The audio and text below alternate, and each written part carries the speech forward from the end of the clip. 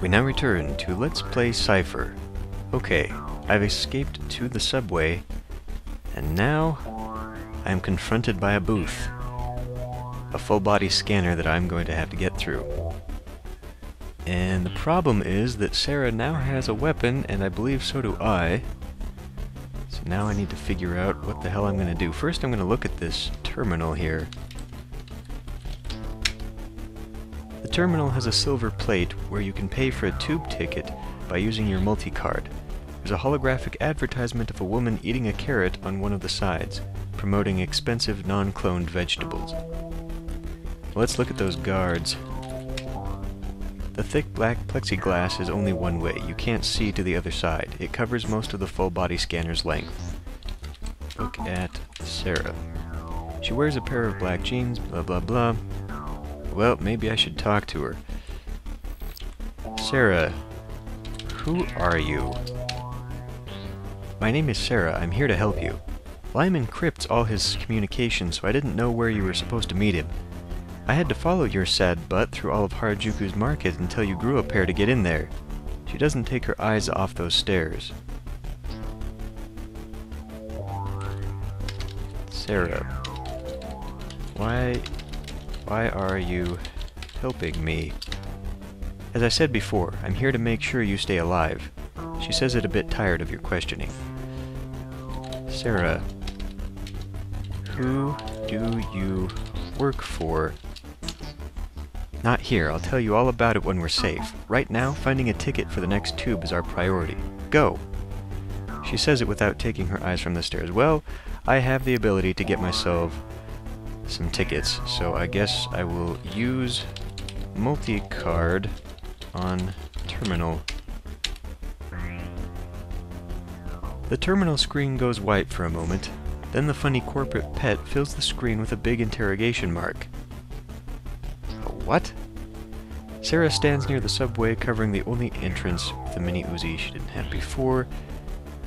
You slide the multi-card through the scanner. Welcome to the ICU terminal. How many tickets do you want? I guess 2? Is that gonna work? Right away. Thank you for using ICU terminals. Don't forget to grab your tickets. Take... Damn it. Tickets. I now have 320 credits. Okay. A half trip. Those things say. Right. Let me look at tickets. 2 tube tickets bought from the ICU terminal. They're valid for 1 ride each. Okay, well, give ticket to Sarah. Give tube ticket to Sarah. Give tickets to Sarah? What the shit? Finally, let's get going. You go first, I'm right behind you. She motions you with her head to the full-body scanner. Except that now she has both my tickets. Go north. The full-body scanner doesn't pick up anything unusual. Glued to your back, Sarah walks, hiding the Yakuza's mini Uzi under your coat. Thank you, Sarah, and holding the disruptor with her other hand. The small device vibrates so much she has to squeeze it between your back and her chest to keep it from jumping to the floor. It makes a tender scene for the security guards watching the line of people behind a black plexiglass. The tube arrives at the time you two step out of the scanner and blend with tourists and locals waiting at the platform. The crowd of passengers squeeze against the east doors, trying to get a good spot to sit on. To the south, you see the full-body scanner you just came through. Go east. Center wagon. The blind X doors slide closed behind you and Sarah, almost without making a sound other than the magnetic lock that activates automatically when the wagon starts moving.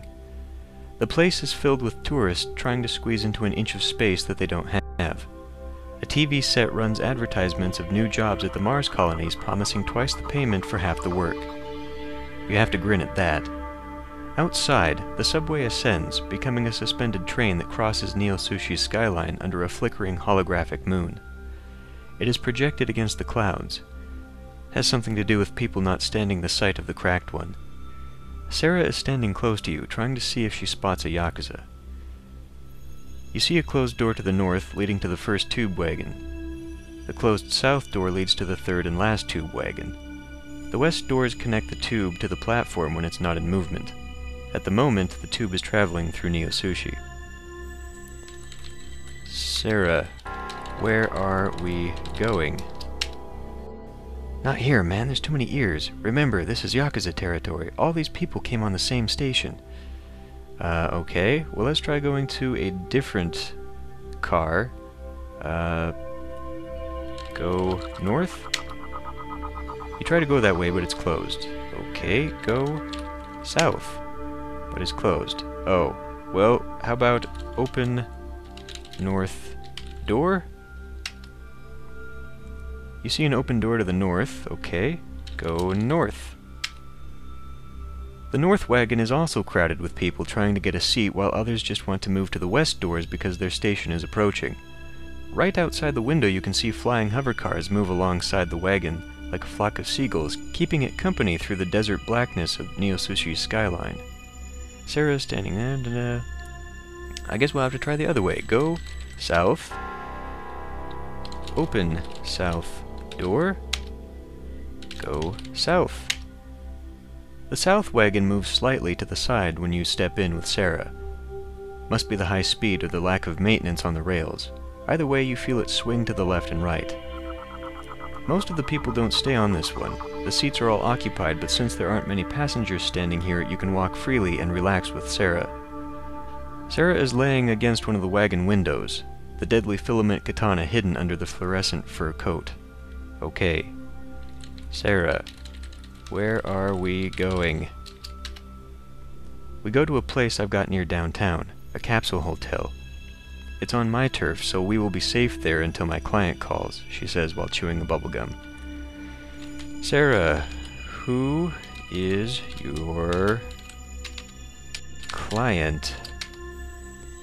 I don't know who the client is. Never spoke with him on the video phone. Just text message, you know? She sounds used to that sort of treatment. Maybe you spend too much time depending on Lime for gigs. Sarah, who are you? And why are you helping me? My name is Sarah. I was hired to get you out of this mess. Okay, well, I guess I'm not getting much more out of that. Sarah, what are we going to do when we get to your, what did she say it was? Her apartment? How about your place? I told you, we go to a capsule hotel. We wait for my client to call, and then he tells us what. You probably get a safe pass to another continent. She speaks like as if it was the 100th time she'd done this. Sarah, how far is the capsule hotel? Don't worry about that now. The capsule hotel owner is a former client of mine. He'll take care of us for a couple hours only. After that, we have to split. Okay, I guess we wait. You wait for a few moments, and then you wait a bit more. Wait? Wait. Let's try going north and get into the middle again. The subway descends again and smoothly stops at the Ibisu district. Are you kidding me? That's what I had to do? I couldn't just get out the one I was on? The crowd quickly gathers near the west doors while they slide open. A synthesized female voice plays a warning message for the passengers to descend in a calm and orderly fashion. Everyone is too busy pushing for the exit to listen. Sarah is standing close. The north door is so crowded with people trying to get out the wagon, can't even see it anymore. To the south, the door is not there anymore, just people pushing other people. The west blind X doors slide wide open again. People float towards the platform like a giant worm trying to escape the wagon. Go west. Ibisu platform. You and Sarah step out of the wagon and immediately see and smell the difference between the well-lit, clean, and secure Harajuku subway station and this one. Most of Ibisu's inhabitants survive in cheap capsule hotels, the streets, and sometimes in worse places. so it's not unusual at all seeing the broken ICU terminals and an empty spot where the full-body scanners ought to be. Ebisu screams outside. One of the many sectors the corporations chose to forget. A perfect hideout for criminals like you. The crowd squeeze each other against the east doors, trying to get out as quickly as they can before the door closes. In front of you, there's a ladder going up and into Ebisu's street. Really? You have to climb a ladder to get out of there? Use ladder. Oh shit, how did I... Go up ladder. I've had problems with ladders before. A hero street. The police sirens and screams become louder when you reach this street. Most of the passengers that descended from the subway are already gone. Downstairs, the tube leaves. Somebody laughs from one of the tall old buildings that surrounds the street. You feel eyes watching from the shadows, trying to figure out if it's worth it. Sarah pulls her filament katana and turns it on. The sound of the raindrops on the glowing blue filament is followed with the sound of windows being closed and doors being locked. To the east, you see Sarah walking towards a dark street. She turns around and catches you looking at something you shouldn't. She smiles at it. At the south, you see the empty subway stairs. I could have used the stairs? I didn't have to climb a ladder? I guess we'd better go east with Sarah then. Haru Street. You walk with Sarah through a completely deserted street. The sound of her nylon boots on the wet pavement and your irregular walking are the only witnesses of a neighborhood that once was the most popular on Ebisu District. I really have to question some of the word choices here. The tall building with the red neon sign reading Capsule Hotel is across the street. A holographic advertisement covering half the building displays a Japanese businessman being well taken care of by the hotel's staff while renting his own capsule. You see a landing pad on one of the sides of the building where taxis come and go every couple minutes. There's a tall building at the end of the next street to the east. Sarah is already going that way and signals you to keep up with her. That must be the place she was talking about. To the west, you see the loneliness of the subway entrance. Go east. Shinobi Street. You are in front of an old capsule hotel, though the gate extending above the second floor seems to be new. Latest servo leg modifications like Sarah's can reach first floors with ease. Most of the graffiti over the building's big metal walls is written in kanji. Local gang symbols from 2 years ago nobody bothered to clean. The red sign reading Capsule Hotel changes to a nice crispy blue and plays a happy tune when you and Sarah stand in front of the door. This place is from a client of mine. He doesn't want guests to have gear of their own in here. The guy is really strict over that. Every capsule has a micro camera installed just to make sure people don't move in permanently, says Sarah while fishing for something in her purse. But not you, right? You can't figure out where you've seen her face before. That's right. We have a special deal, he and I. No micro cameras in my capsule, and all the junk I can store in exchange for my services. But he's the only one who knows about it, and I want to keep it that way. She starts throwing things to the floor, trying to get something in her purse. She finally takes a key card out and begins to refill the small purse with all the girly crap from the floor. Your mind wanders back to Rachel. The shame is still there, buried deep inside your thoughts. Rachel never blamed you for losing her legs, not like you did. Eddie's debts were always a problem, but you never thought the price could be that high when you and he became partners. Okay, listen. We go inside, but not together. Ask for a capsule of your own. See, there's this rule for not allowing 2 guests in the same capsule. They're pretty strict about that. Go to your capsule and turn off the lights so the micro camera stops recording. By law, they can't watch you while you sleep. But they can watch me do other things, I guess. Then come see me at capsule 616. Remember that number. Ready?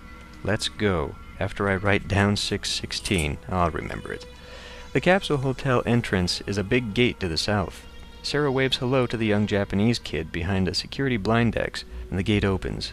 The dark street extends to the west too, from where you and Sarah just came from. Go south. The place stinks bad. Something happened in a corner and nobody bothered to clean it up. There's an excess of light in here coming from the ceiling. One of these floating mercury pendant lamps makes it nearly impossible to keep your eyes fully open. It's probably a security measure since the Japanese teen behind the counter is also inside a polarized blindex booth. To the east you see the lift doors closed. There's a call button and a sign above it. To the north, the gate you used to come in here is locked. A red light is blinking above the knob. The kid behind the security blind X is not even paying attention to you. He waves hello to Sarah and then goes back to his magazine. I want to look at that sign. The sign reads, "Lift doors will open after clearance from the doorman. No pets, cloned or real, allowed. Only one person per capsule." Look. Kid. He's a regular Japanese teen. That means dressing too flashy for his own good and trying to use the latest gadgets until his parents allow him to use prosthetics. Kid, I need a room. No rooms, capsules. This is a capsule hotel, see? No rooms, okay? Kid, give me a capsule. You come with that woman? This is not that kind of place, sorry. No service. The kid looks at Sarah, trying to decide where he knows her face, and then quits. Kid, I'm alone. Okay, I don't care, really. Establishment rules. Say your name out loud so it records here. Just your name. Go on. Dog.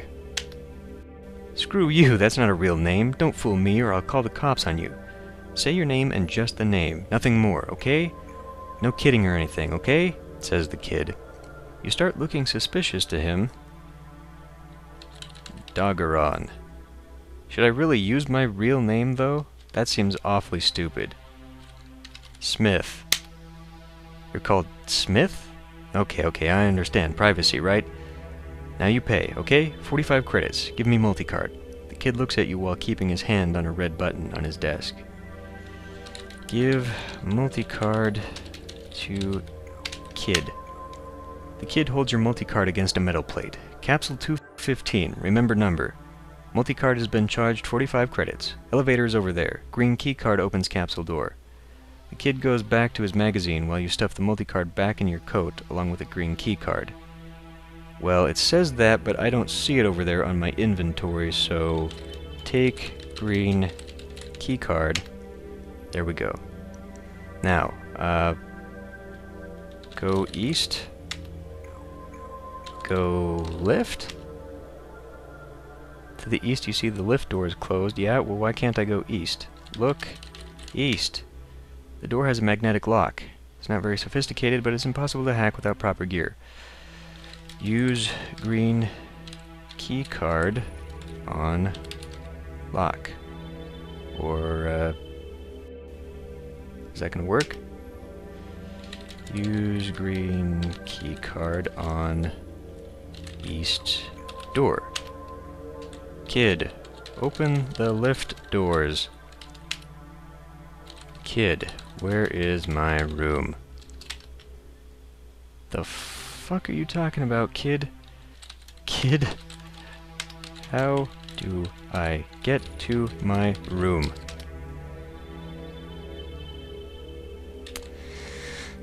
Kid, how do I get to my capsule? I feel that there's something being lost in translation here. I guess if I had been reading the other sentence, I would have seen the call button. Push, call button. The sticky lift doors open, jerking and making a hell of a rattle to the east. The old mechanism only manages to open the doors halfway, though, so you have to help it finish the job by hand. Inside, a lonely fluorescent tube flickers every couple seconds. To the north, the gate you use, the red light is blinking above the knob. The button goes yellow and the doors open very slowly. Step inside lift. You move inside, kicking empty Vitronics cans to one of the lift's corners. But there are so many laying around, you decide to just stand on them. The lift is very small, exclusively made for the regular Japanese businessmen. You notice there are no buttons on this lift. It's operated by voice. There's a sign above the door in different languages. It was supposed to be illuminated by an LED screen, but it's broken and half the LED lights are missing.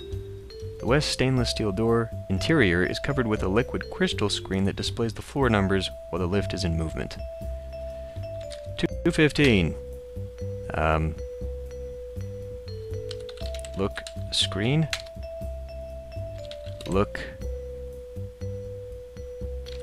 liquid crystal screen. Look west. The liquid crystal screen on the door shows a big animated question mark. Touch screen? It says it's voice activated, right? Hello? Lift. 215. Look sign.